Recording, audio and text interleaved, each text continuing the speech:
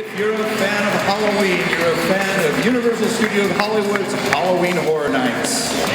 Each year, Halloween Horror Nights puts guests in the middle of iconic films and terrifying pictures, terrorizing them with multiple scare zones and the world-famous terror tram. Please welcome to the stage Universal's Masters of Halloween Art Director of Halloween Horror Nights, Chris Williams,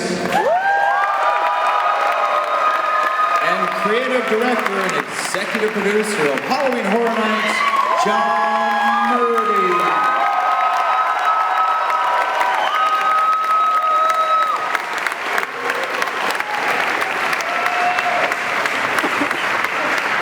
How we doing, Scare Los Angeles?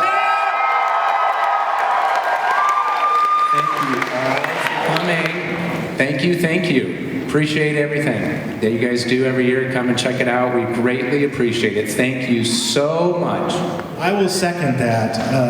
This is our 10th year that Chris and I have been doing HHN when we brought it back to Hollywood in 2006. And we would not have been able to do that without all of you, the fans of this event. So once again, thank you, thank you, thank you.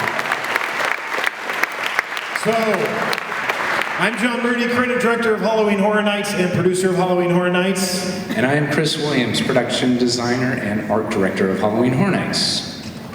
And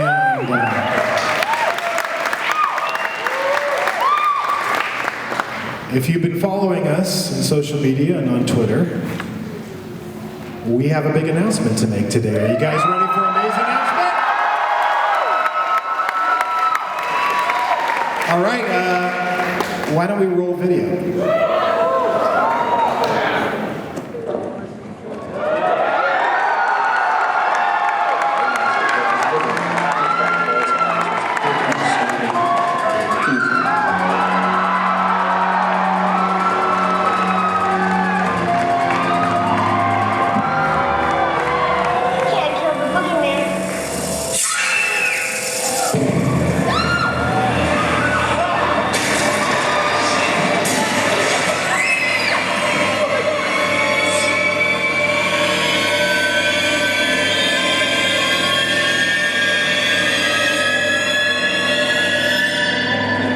Tonight, I think he'll come back.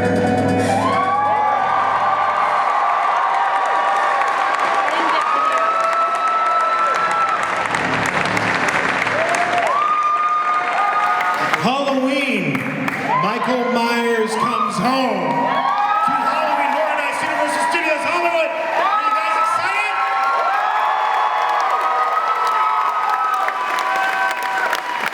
All right. So obviously, Chris and I, we did Halloween in 2009, The Life and Crimes of Michael Myers. Hang on a second, what was that? We did Halloween in 2009, The Life and Crimes of Michael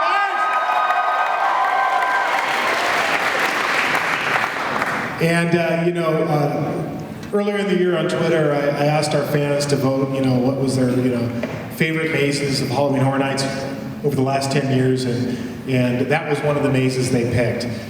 So now, all these years later, we're bringing Michael Myers back to Horror Nights.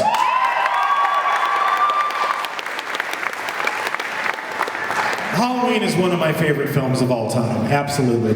And as mine is one of the most suspenseful, scariest of all time, too.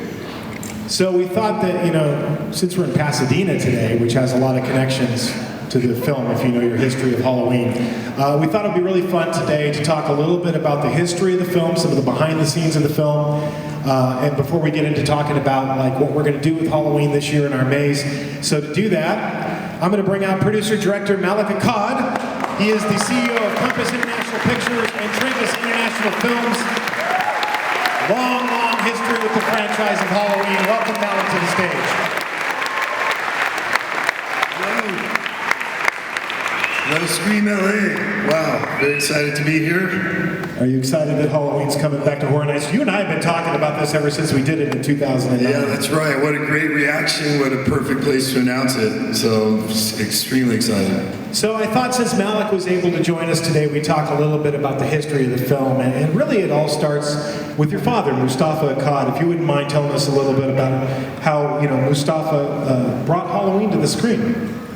Yeah, well, he at the time was working on a film of his own, and he was working with setting up a distribution company, and they needed content.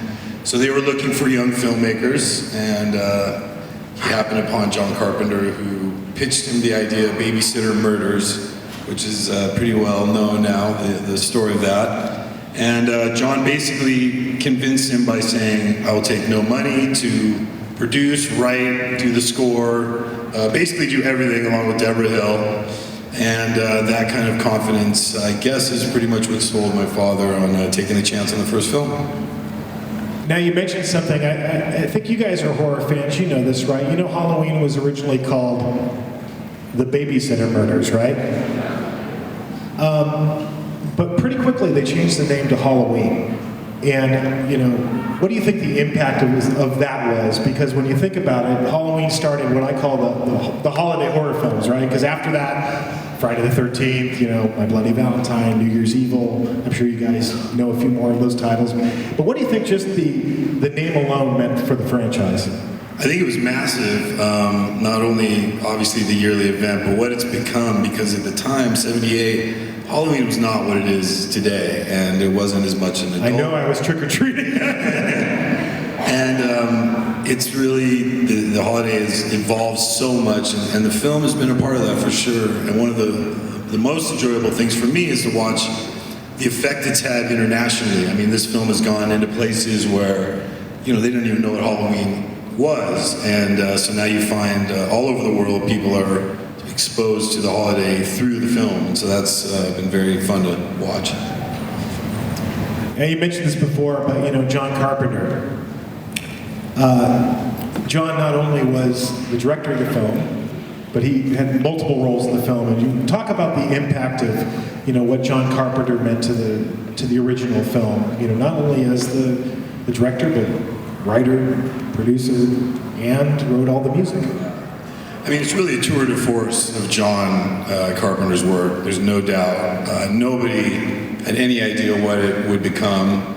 In fact, they screened it for executives without the soundtrack, and across the board, no one thought it was scary at all. And then they saw it with the soundtrack, and it was a whole different ballgame. But it's really a tribute to John's creativity and his fortitude. They had no money to do it. They shot it right here, as everyone knows, in Pasadena, where we also shot the remake, by the way. So we've got a strong tie to Pasadena. But it's really a tribute to what John created, and this icon has now become part of the American lexicon. You see Michael Myers, and it's instantly recognizable icon.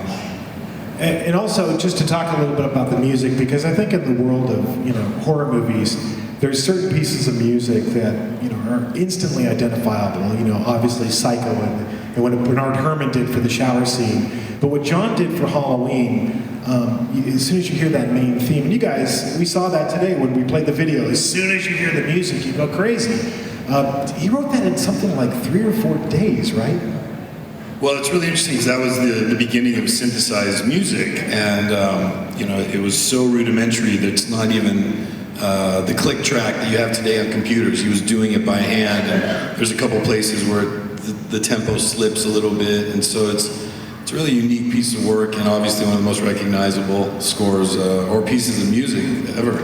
Absolutely. Now, another person that was, integral to Halloween, and you mentioned her name before, and she's not with us anymore, is Deborah Hill. Deborah was the co-writer of the screenplay. What did Deborah mean to the production? Well, Deborah is a force into herself. Very, very intelligent, strong producer. I think she was a pioneer for women producers in general. I know one of the things that she really had an influence on the first movie was the female dialogue, the cheerleaders and the babysitters. So she really helped John in that regard. But she just with the little resources they had to make that movie, you have to give credit to the producer and Deborah and John, for what they were able to accomplish. And John focused more on Loomis, right? John wrote like Loomis's dialogue, and Deborah worked more on the teenage characters and Jamie's character. You mentioned this as well, and I think it's something that people forget today. Halloween was not a major studio film. It was a low budget, $300,000. Correct, yeah. $300,000 low budget. I think they filmed it in what, 21 days, I believe. 21 days. And if I'm not mistaken, when the film came out, it held the record for the biggest hit independent movie of all time, right? Yeah, for many years. I think it was unseated by the Blair Witch Project. And it's a far cry from them doing it in 21 days at $300,000 to when we did the remake, and it was 45 days and nearly 20 million. So they really did not have a lot of resources to make that movie, but the interesting thing is they opened it in 2 theaters in Kansas City that they didn't even have money for the prints. And then the money from one week would come in, and they would make 2 more prints, and then that money would come in, and they'd make 6 prints, and that's how this word of mouth spread and how the release went. I'm going to let Chris ask some production design questions. So, of course, Chris is our art director on Horror Nights. Well, this film was shot in the springtime in Pasadena, and we're trying to make it, at that time, they're trying to make it look like Illinois. And well, if you grew up in Southern California, very, very green in the wintertime and the fall time in Pasadena. So I look down there and see on the street where they have actually some brown leaves, and they're trying to get like some old leaves, and really trying to get this feeling and idea and sense of that it's Illinois in the fall. Do you know anything more about that? Yeah, it's funny. Actually, the first film I worked on, I was a PA on Halloween 4. We shot in Utah in the spring, and one of my fun tasks was being the leaf wrangler. We had an entire truck. Is that a title you carry? An official title, yes. We had an entire truck full of, hefty bags full of brown leaves. Don't remember where they shipped them in from. And we would be doing big exterior night shots, and the director, Dwight Little, I was laying them out, trying to be very, just putting a couple here, more leaves, dumping these leaves all over up and down the streets, and then I had the fun job of raking them up in sunrise. But For reuse? To reuse? yeah, day in and day out. But that's been something that we've done several times. We've shot these in all kinds of times of the year, but I guess that's the movie magic. They actually, from what I understand, when they were making Halloween, they actually, Chris and Malik alluded to, they actually had to recycle the leaves because they only had so many, so they would spread them on the ground. You can see it up on the screen right now. And then, the leaf wrangler would have to go and scoop them all up again. I understand they also had a really hard time getting pumpkins because pumpkins weren't in season either. And if you guys go back and you watch Halloween, you'll see a lot of Pasadena in the film, but you'll also occasionally see a palm tree in the background because it was Southern California. Why don't you talk about the Myers house, Chris? Yes. I think they had found this house, owned by a church, I believe, that was dilapidated, just pretty much as we see it as it is. And it just seems to be such a great boogeyman, typical haunted house, which where I grew up, we had one as well. So, can you extrapolate on that? Well, it's amazing how many things sort of fell into place so perfectly in this movie because, this forgotten house has now become so iconic. And I think we've been moved, am I correct? It's been moved. It's still here in Pasadena. From this location to another one. Correct. Yeah. And we've had to actually rebuild it 3 or 4 times in the sequels to the exact specifications. And then at the end of production, when they wanted it to look new, they actually, cast and crew all painted it and made it look new.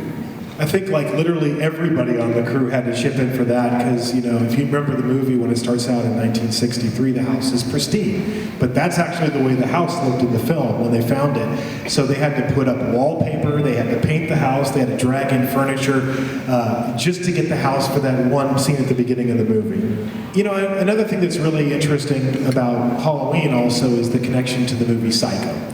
Obviously, John Carpenter is a huge fan of Alfred Hitchcock, but you know, Janet Leigh, of course, you know, played Marion Crane in Hitchcock's Psycho in 1960, and of course was forever associated with horror movies because of the shower scene.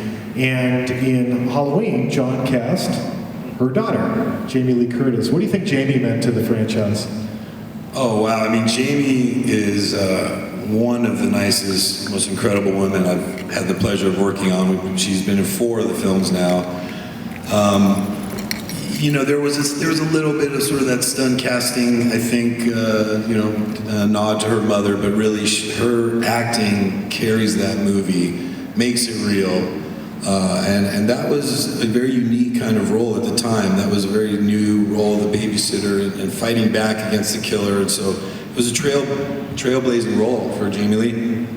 And when Jamie, I think I read, when she saw the dailies for the first time, she thought she was going to be fired.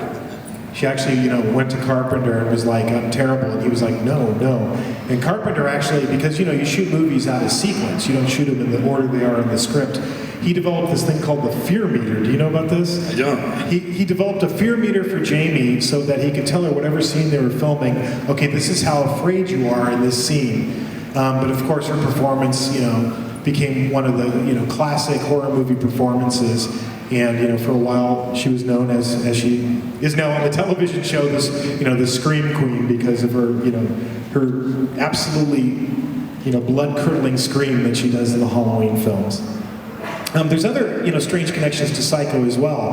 That includes, you know, Sam Loomis. If you guys know your horror history, in the movie Psycho, Janet Leigh's character Marion Crane has a boyfriend in the very beginning of the movie. You know, she's in that hotel room. That's his name. His name is Sam Loomis. But of course, in Halloween, it's Donald Pleasance, and I think he was the only real known actor at the time when they did this movie, right?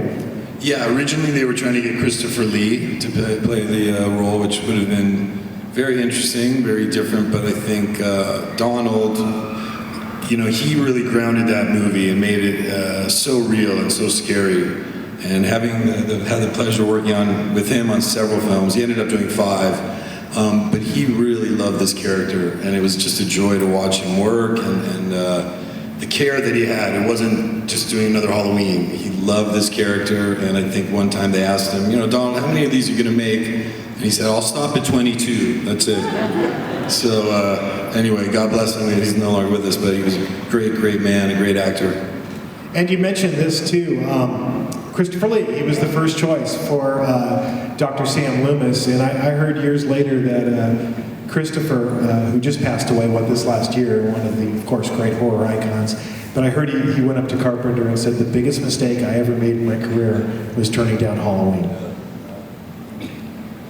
All right, Chris, you and I have lived this in 2009, so I want you to talk a little bit about The Shape and The Mask. Yeah, The Shape of the Mask. Wow, we were doing this in 2009. We're looking at this again. Got Boneyard Productions helping us with this as well. So yeah, big applause. Big applause. All right, give it up for Boneyard Effects. Thanks. So we're taking this from scratch and going down the whole sculpting route and approvals and everything. So yes. Malik, what do you think? Why did this mask become so iconic? Why do you think it's lasted the test of time? Obviously, the movie came out in 1978, and here we are in 2015, and all you have to do is show that image, and everybody knows what it means. You know, it's amazing. Also, when you think about what they could have ended up with, you know, they had... Well, I'll show you in just a second. Okay. Who did the research? Jumping in here. Well, I'm always asked that, and I don't know. I mean, the fact that it's a faceless man's face, and you sort of have to project your own worst nightmare behind that mask.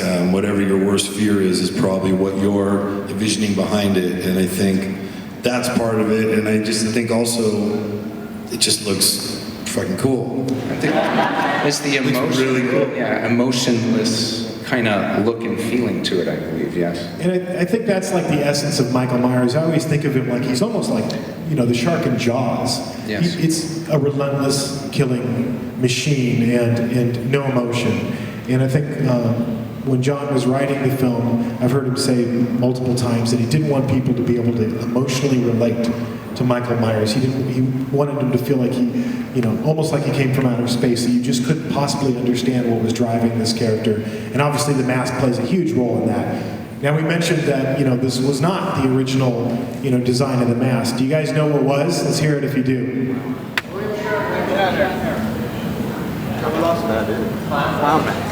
Clown mask. Emmett Kelly. Emmett Kelly. Yeah. Emmett Kelly, Chris and I, we grew up, we know who Emmett Kelly was.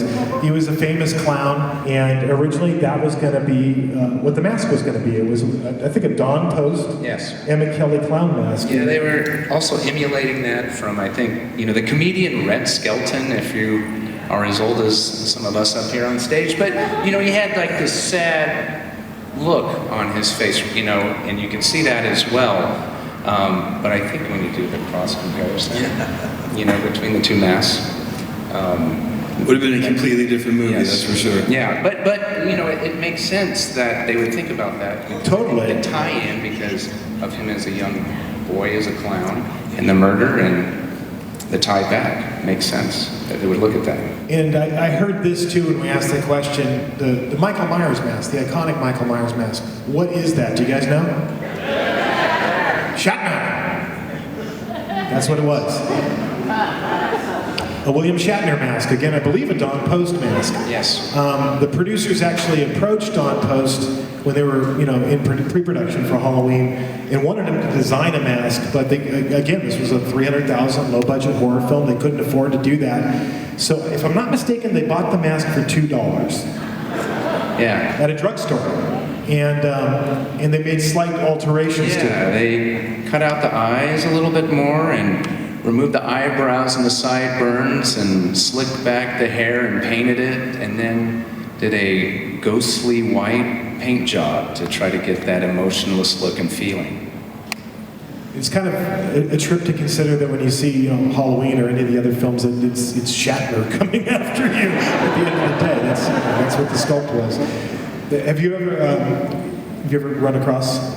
I haven't. I know he's asked about it continuously, and I've heard he takes it as a huge compliment, actually. I've heard he's very nice about it, but sort of plays it off. Sort of plays like he doesn't quite know, but yeah, he's very nice about it. All right, we want to thank Malik Akkad for being here with us today and taking some time to talk about Halloween and the importance this film has in the history of horror. Give him a great round of applause. Hold on one second. Thank you all so much. I just want to say really quickly, this is the third time we've done Halloween with Horror Nights. Second time here in LA, my hometown, Scare LA. I love it. This is such an amazing maze. These guys do such amazing work. I wouldn't want it in anybody else's hands. And it's always one of the most highly anticipated and loved mazes. And really, it's amazing when we do this because I basically look at a design and say, great, and they do all the work, and it looks amazing, and I can't wait. I really think this maze is going to be the best one yet. So, thank you two. Oh, Thank you all. I totally forgot. One last thing. You guys are fans of Halloween. I hear there might be another Halloween movie coming down the pike. I don't know. I'm sure there's not a lot you can say, but... Well, I'll use Donald Pleasant's quote. We'll stop at 22. But there is one. Anyway, thank you so much. Thank you very much, Matt. Thanks for joining us.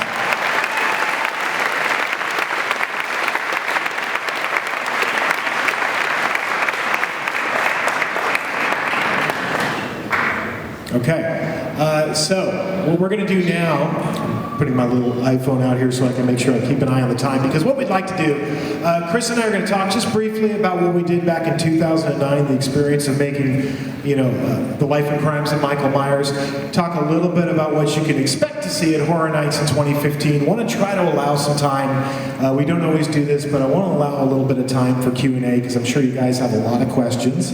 Wasn't planning on doing it originally, but I think it would be cool to hear your questions as well. And at the end of the panel, we have a Halloween trivia question that is so freaking hard.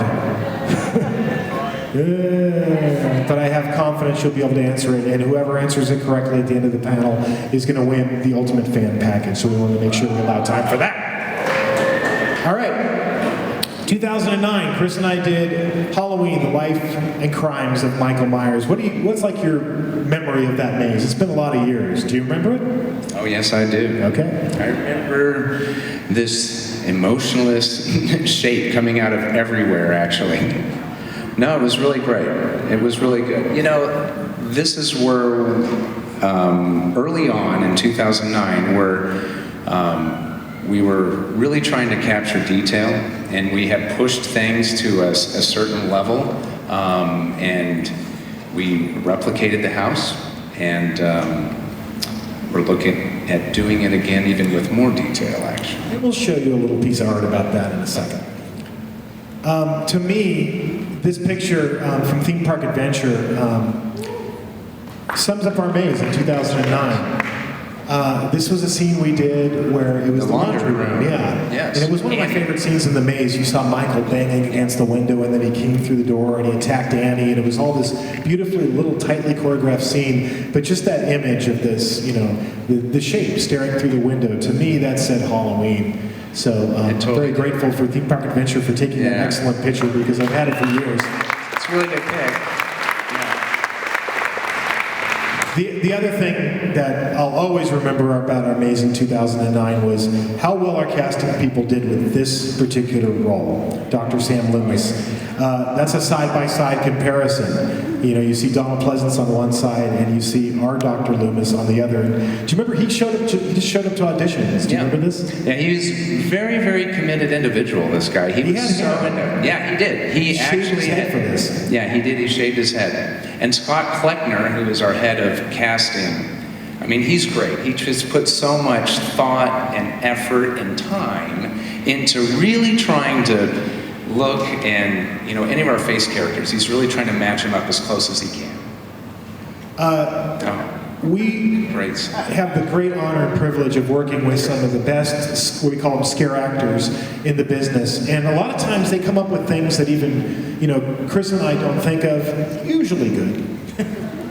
And this is one of these. And this is a great example, because when we blocked this is the scene where PJ, you know, Soul's character is getting strangled by Ghost Michael with the phone cord. We were pretty conservative when we blocked this. We were very conservative. And I was going through the maze with you, and all of a sudden we saw Ghost Michael lift her off the bed. It looked like she was like literally being choked to death, and we like freaked out. Yes. And we went backstage and we're like, whatever you're doing, stop it. And they're like, no. Yeah. I want to show you how we're doing this. And this was totally the actors who came up with it. But the girl had her foot kind of on the edge of the bed, and she was doing all the work. She was lifting herself up and down. The guy was just miming, but it actually became a problem in the space because everybody would just stop dead in their tracks and want to watch this scene. And from a special effects standpoint, you can tell them how we did it, because it's, you know, obviously you can't just choke somebody out. Oh no. We had a fake phone cord around her neck that was just basically a necklace, actually. And then the two parts that she held were hidden behind her back that you couldn't see. And then he was sheeted out as a ghost, and he was wearing a helmet underneath with Velcro to keep, well, not initially. It wasn't originally, actually. The helmet came later, because the helmet did come poor later. guy. After we were seeing what they were doing, of course, much like in the movie, you know, the sheet gets moved around and such, and he wasn't able to see. So in a gag like this guy's got to be able to see what's going on and take in everything and see what he's supposed to do. There's 2 times in Horror Nights where we've literally had issues like this where the actor could not see, and this was one of them, because those holes you can see in the sheet, and this was, I think, taken before the helmet was installed. Yeah, I think it was. You could tell he's like, I don't know what the hell I'm doing, but I'm just choking this girl. The other time was in Texas Chainsaw Massacre. We had a guy in a bathtub, and we went like, he had like a skinned face on his face, and we went like, how many weeks into the event, and this actor came up to me and he's like, am I supposed to see? I know. He always tells this story. And I always feel really I bad. felt so bad, and I'm like, what are you talking about? And he's like, well, my mask doesn't have any eye holes. And we had just forgotten to cut out his eye holes. So he went like 4 or 5 weeks without being able to see anything. The other thing I think we nailed in Halloween, and this was actually Casey Dodd, a good friend Yes. of mine, helped create this for us. We wanted to nail all the details, and we had the mental hospital section of the maze. So this is what you're seeing is the police report about Michael Myers. It's the also the police report of Judith Myers' murder, and then the Polaroid still of young Michael. And this was on set. We also had Dr. Loomis's ID. Do you remember how cool that was? Yeah, it was really cool with a lanyard and the whole bit, and we had it all glued down on the We did. table, and Do you remember what happened to it? yeah, stuff Somebody stole it. disappeared. Even though we glued everything down, I went through the maze like towards the end of the run, and I wanted to keep it. I will now admit that wasn't going to be a prop I kept, and I went through there, and I'm like, whoa, whoa, whoa. It's like that scene with John Larroquette in Stripes when he finds out his truck is missing. 99% of the individuals that walk through our mazes are incredibly respectful, but Except for this one, who stole our shit. All right, let's talk about the new maze. Yeah. Halloween, Michael Myers comes home. Hey, I can say so. Go ahead. From 2009 to now, we always talk about taking it up to the next level. I mean, for myself, in respect to like competing, I compete against myself of the previous year kind of a thing, to try to make those steps forward that you guys see and want. And with this, for our learnings from 2009, we sat down at the very beginning and what did we learn? And we have taken this to the next level. Much like when we announced Insidious earlier this year, even though these are properties that Chris and I have done before, we didn't want to just go, okay, that maze was great, let's do it again. We always try to push ourselves. We always try to think of new angles. And in this particular maze, that had to do with the scenic environments, but also the characters we're going to be featuring, and we'll talk a little bit about that in a second. But the hardest thing to do when you're doing Halloween, believe it or not, is this. And what you're looking at on screen, that is a pull of the original Michael Myers mask from the film. This we took over at Trancas Films. That's the hardest thing we've ever had to sculpt, or I should say Larry Bones at Boneyard Effects has ever had to sculpt in 10 years of doing Horror Nights. Is that a fair It's statement? very, very difficult. Likeness is very tough, but likeness of a slip latex Halloween mask, wow, it's really tough. Because you can see some of the, folds and wrinkles in, a little bit, but I tell you, he nailed it. Yeah, he did nail it, and actually that's something that I thought we didn't. To be honest, I don't think we nailed it the first time.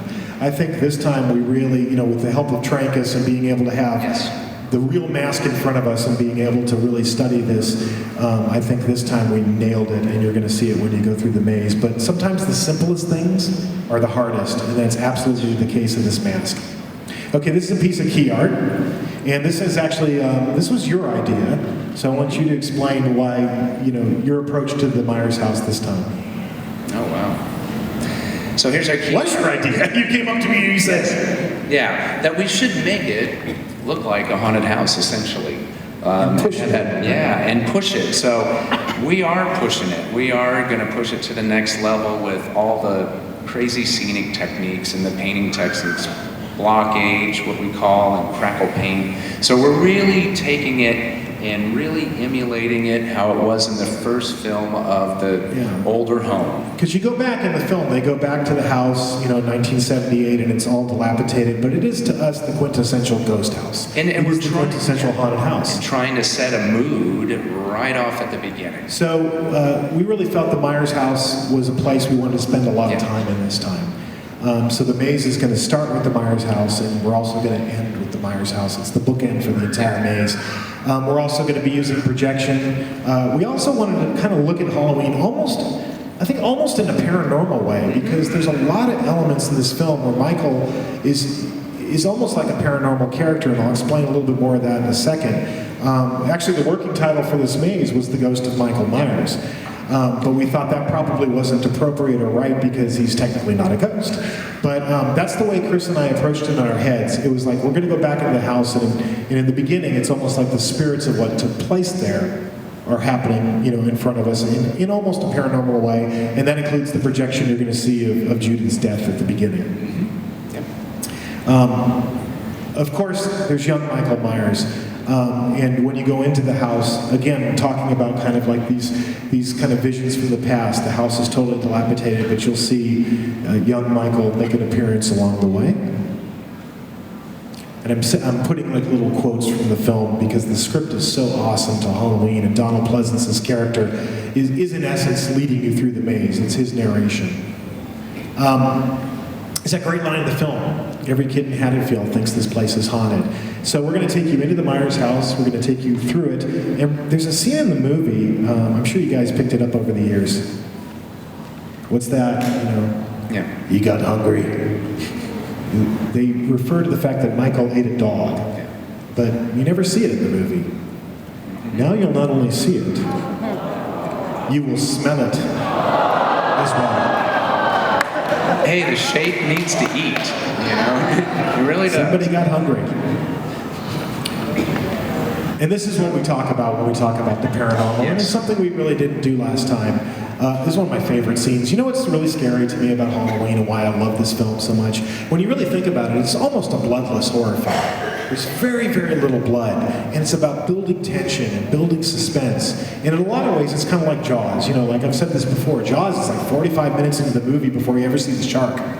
And with Halloween, there's all those incredible scenes with Jamie Lee Curtis when she's walking through Haddonfield, and like this scene here at the hedge where she sees him, and then he disappears. So we're going to use a technology that's been around. You can tell them what it is. It's been around since the days of magicians in the 1800s. We're doing a little Pepper's Ghost gag, actually, to try to create this paranormal scene. So Michael appears. Yeah. You hear the line, he was standing right there, and he disappears. And we're going to take you, to the hedge scene, but we like to make references to other films in the franchise, and we did this last time. There's things about Halloween 3 that I just absolutely love. Same with me. Yeah, I know it's a different. And I know you guys love it too. I love the Dawn Post trick-or-treat masks. And of course, there's that great poem in Halloween, and I'm using it in the Maze Design audio, Black Cats and Goblins on Halloween night. And since the film takes place in Halloween, and everybody's out trick-or-treating, why not have the kids that are out trick-or-treating be the kids from Halloween 3? Again, getting back to the paranormal, this is again as we're heading, leaving the town of Haddonfield and heading towards the house where the babysitters are. This actually takes place in the laundry room, but we love this moment in the film where you see Michael Myers through the window and then he disappears. We're doing a whole lot of this kind of thing in the maze. It's really kind of playing off this idea that even though he's not a ghost, there is something almost paranormal about him. Bob. Again, one of my favorite things in the movie. After Michael kills Bob, what does he do?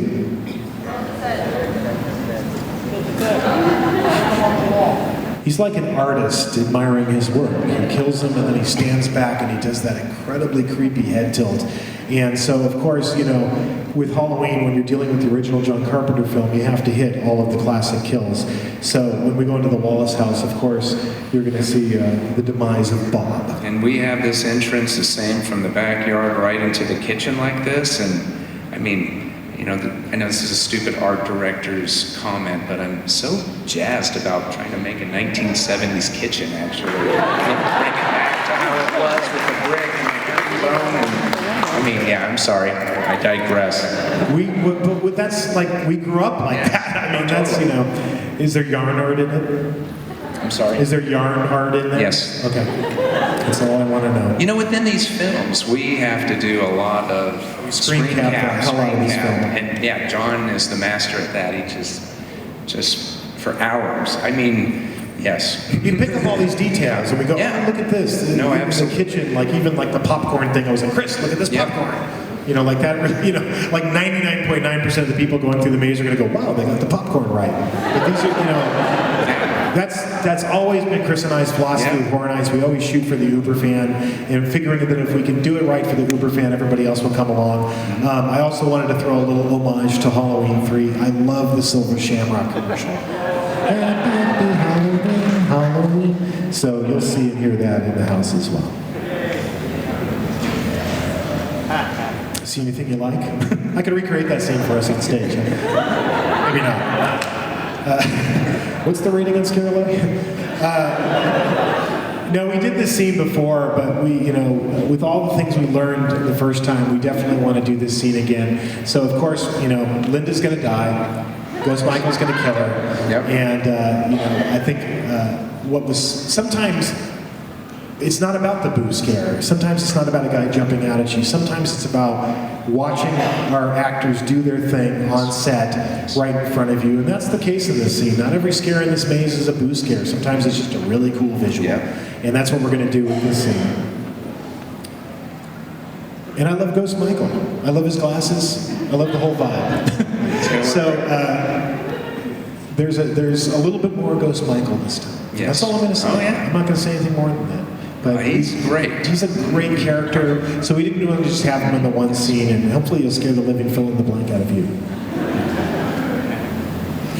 I love this scene too. The classic scene with Judas. We can tell. Tell the story real quick about Judas headstone the first time we did it. Oh my God. Because you were so pissed off. It was one of the most mad I've ever seen you in the 10 years I've worked with you. You were pissed. When we walked into the room, actually, and we had, this was the final maze that we were building, if you recall. And so we were behind, because we were pushing everything as usual. So we're in the last couple days, so we're approving last kind of minute things and walking through the room. So as we walked through this bedroom, I was like, John, what's wrong with the tombstone? It was hovering in midair, attached to the wall. Like there was this much gap between the bed and the tombstone, and we were looking at the plans and going, what happened? How did they figure out how to did make the it guy think that this levitate? was the place to drill this damn thing into the wall? So this time the tombstone, I promise Chris, is going to be on the bed. But the cool thing to mention about the scene, and we didn't do this last time, is you're going to see Bob. Yeah. You're going to see all of Yes. the people that Jamie Lee Curtis saw when she came into the scene in the film. And I want to make sure we allow time for a couple of questions. So, of course, I'm going to blast through these. But the clothesline, you're going to see the clothesline again. This is another one of those paranormal moments in the movie. And we're going to take you back to the Myers house at the end. There will be a confrontation between Dr. Loomis and Michael Myers. And this is one of my favorite lines, and I know it is yours too, in the film. You can't kill the boogeyman. No. It was the boogeyman, as a matter of fact, it was. The finale scene is something that concept, I think you came up with this one too. You have all the best ideas. I just sit here and talk. We built a model. I'm going to be very vague about this because I don't want to, this is something I don't want to give out. It was a concept you had. We built a little model with action figures. and we looked at it, we got our head down there, and we did all this. We built a full-size mock-up. Yep. So just at the end of this maze, you're going to enter, kind of riffing off this thing. You can't kill the boogeyman. The boogeyman is everywhere. Usually we don't get to the point where we build models and that kind of stuff, so we can. We had to for this because we it had to involves for a lot of this. So math. I know it's really vague, but. But there's a scene I'm gonna check that's it out. kind of our homage to the idea that you can't kill the boogeyman and that he's everywhere. And you'll see when you go through the maze, so that's it. All right, before we do the ultimate fan ticket giveaway, there's a little bit of time left. I wanted to allow time for just a couple of questions. We got like 10 minutes. If we have any Q&A, you guys can bring the lights up a little bit so we can see these folks if you would.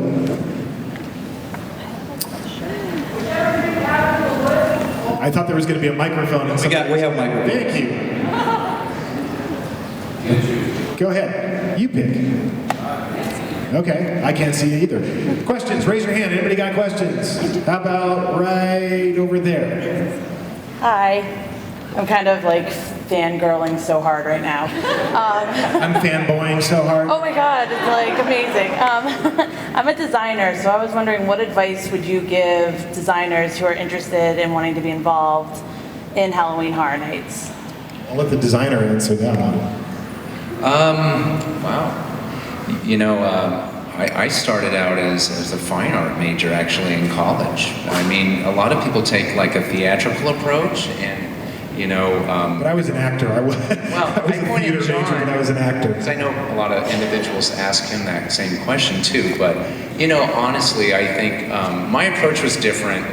I think the best approach was like what John has said to individuals really is more theater classes. What we're doing is live action entertainment. That's essentially what we're doing. You know, and really getting close, but not to a stunt, you know, and we push that stuff. But really, that is more or less the lines that I think, you know, an individual would need to take to get into this industry, actually in respect to design and art direction. And I think too, like, I started doing this at 10 when I was, you know, in my parents' house in the 70s. But then even when I was like 14, I did it at a local like haunt that was for charity, and I didn't get paid. But I think even just like doing things where even if it's something you're not making any money at it, there is an art form to this, Yeah. and it's a very, very specific skill set. But its roots are all in theater, so any experience with the theatrical is good experience. Oh, it is. Like, yeah. Thank you. Okay, hands up. Any other questions? Q&A? What do you guys think of the Rob Zombie version of Halloween compared to the original? Yeah, we know Rob, and we work with Rob. Know him well.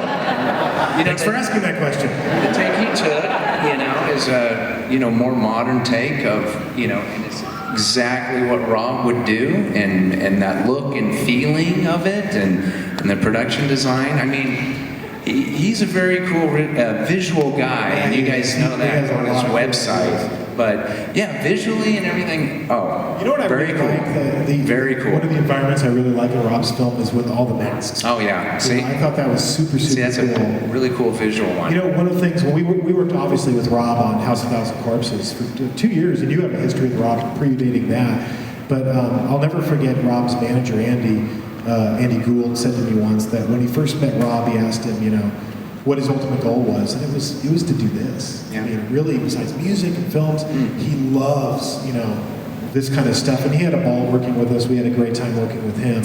He would love to do. And now he's doing what Yeah, he said like he would always do, so it's really cool. horror-themed amusement park, like a whole park.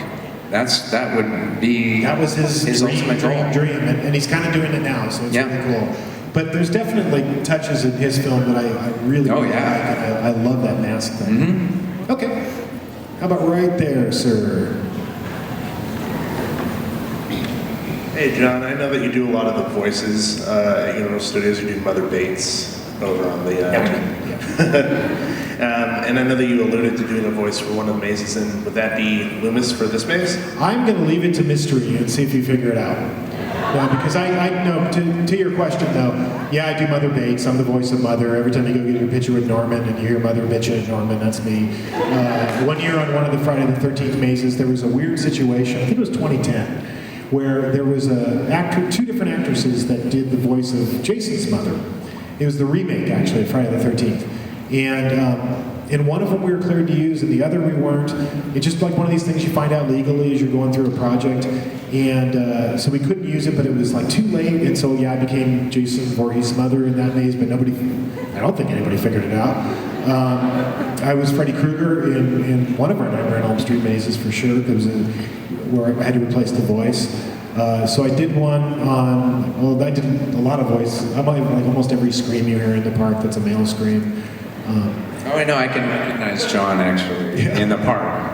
I'm the voice of the Starway escalator that insults you and says rude things and naughty things that apparently nobody has figured out says, 10 years later and it's still saying it. And somehow I've gotten away with it. You know, the little Italian restaurant after the park opens every night by myself. I just kind of cruise over there and I'll hide in the shadows and just eat my pizza because I love pizza.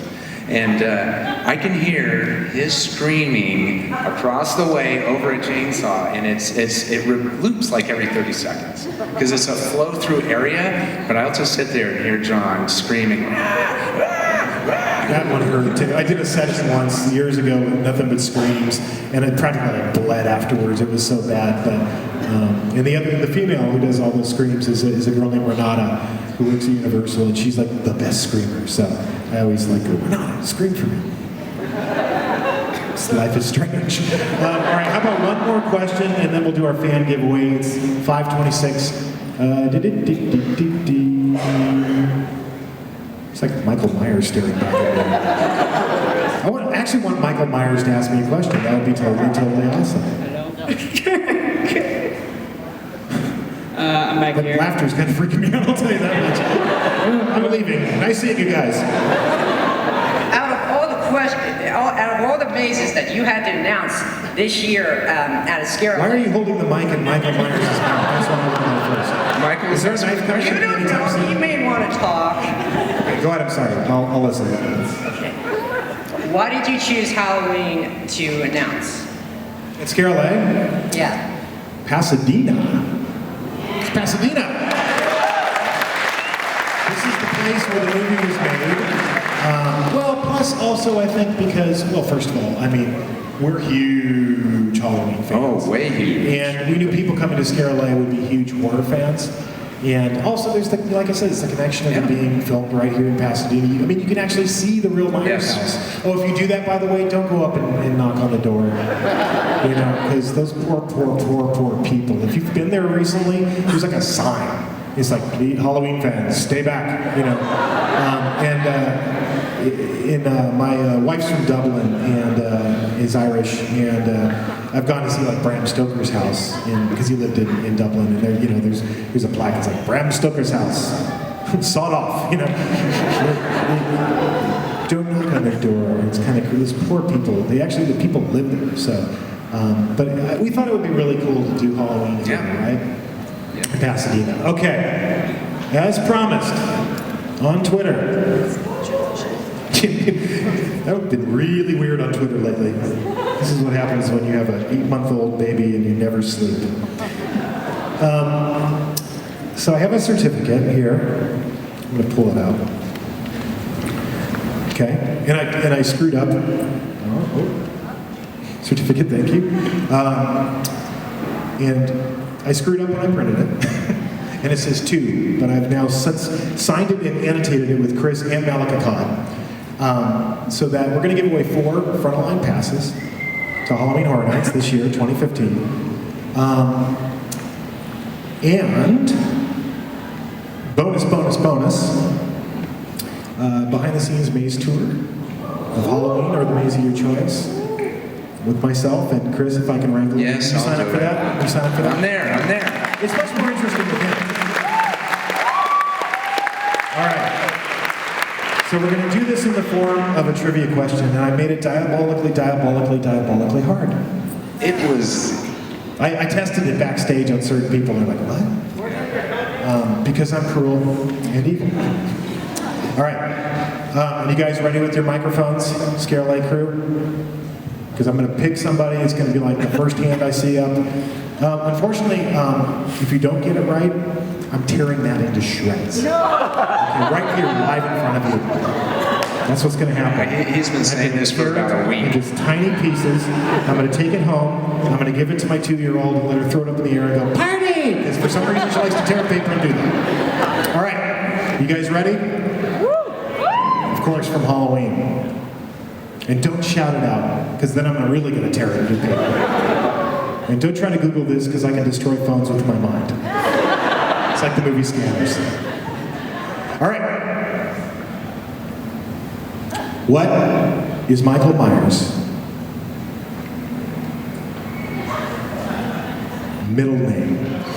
Right there, standing up, sir, right there with the hat. You're the first person I saw in peripheral vision. God, I hope you get this right. Wow. Are you ready? Hold on, I'm gonna get ready here. Hold on. Okay, go. Audrey? You